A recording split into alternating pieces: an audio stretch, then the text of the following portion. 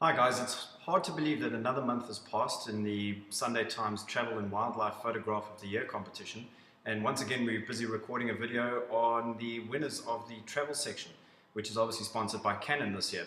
And so as the runner-up we have an image titled Off With a Bang by Lindley Mitchell, and just reading the story, this was taken on a trip to New Zealand and with their 3 young kids, and I think this motorhome being included in the picture just adds a sense of scale, but also just a sense of adventure, which is what a travel photograph should do. It should make you want to get out there and explore, and I think this does a pretty good job. Very lucky to have caught this moment with the lightning and everything in the background there, dramatic clouds, but a very nice image, and like I said, the inclusion of the motorhome really makes it for me. As the highly commended image, we have this image called Fire and Ice by Steve Hillary. And I think this is quite a dramatic image, not only with the subtle lighting and the moves and the shadows and that sort of thing, but it's very barren.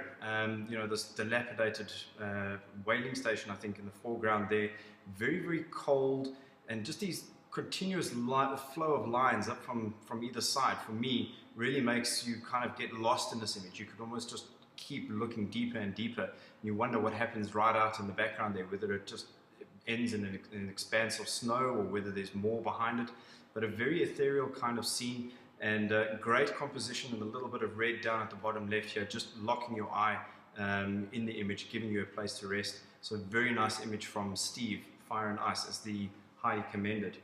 And then the winning image, which from Francisco Base, this to me is fantastic, and it's called Reflecting Bordeaux, which is very clever, great title. But just the mood and feel in this image, it really, you kind of feel like you're there. It looks a little bit cold, everyone in shorts and t-shirts, probably a late summer afternoon thunder shower, and that's why everything's so wet, beautiful reflections in there. But again, like I was saying earlier, travel photography needs to inspire people to get out and travel and see the world, and I think from a South African perspective, this is so different to anything that we would be used to here in South Africa. I think probably the closest, Nelson Mandela Square.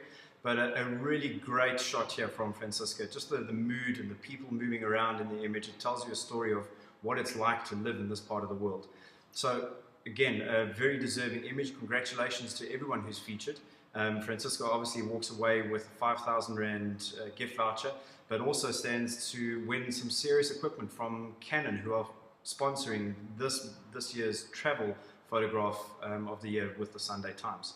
That's it from me for now. Next up will be wildlife winners, which should be interesting. Cheers.